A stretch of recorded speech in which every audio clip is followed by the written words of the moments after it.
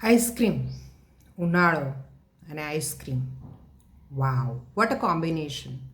પણ એવો આઈસ્ક્રીમ બની શકે કે જેમાં ખાલી ઠંડક નહીં, તાકાત પણ મળે, શક્તિ પ્રદાન પણ કરે, બહુ બધા ફાયદા કરે, આયન આપે, કેલ્શિયમ આપે, એવો આઈસ્ક્રીમ ઘરે બની શકે. અને ઘરનો હોય, તમે જાતે બનાવ્યો હોય, કે જેથી કરીને તમને જરાય ડાઉટ ના રહે કે હું મારા બાળકોને કે મારા વડીલોને કે હું પોતે ખાઈ શકું.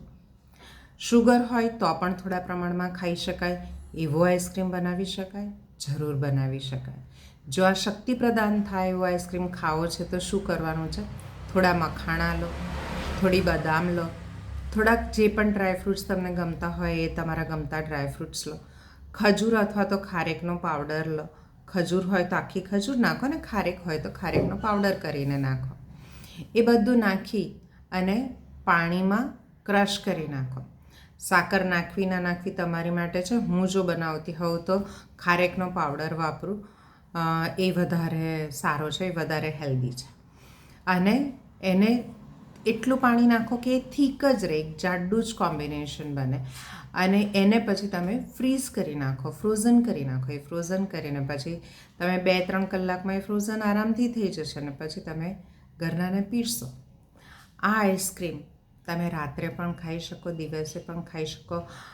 જે લોકોને લેક્ટોસેન્સિટિવિટી છે એ લોકો પણ ખાઈ શકે, જે લોકોને શુગર છે એ લોકો પણ થોડા ઘણા પ્રમાણમાં ખાઈ શકે. અને છતાંય કોઈ પણ પ્રકારનું તેલ આમાં નથી આવતું. પહેલાં આઈસ્ક્રીમમાં તો તેલ, પાણી અને ખાંડ એ 3 જ હોય છે, અને તેલમાંય પામ ઓઇલ હોય છે. તો એના કરતાં આવો આઈસ્ક્રીમ ઘરે બનાવીને ટ્રાય કરી જુઓ અને મને જાણ કરજો કે તમને કેટલી મજા આવી. હવે આ જ કોમ્બિનેશનમાંથી થોડુંક પતલું કરીએ આને, અંદર કેસર કે પિસ્તાના આખા ટુકડા નાખીએ અને પછી બધા જ ફ્રૂટ્સ તમારે જે ખાવા છે એ ફ્રૂટ્સ નાખીને ફ્રૂટ સલાડ પણ બની શકે.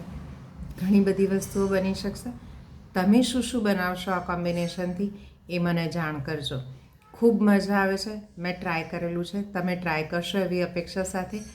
મસ્ત રહો, હસતા રહો, સ્વસ્થ રહો અને મળતા રહો. જય હિન્દ.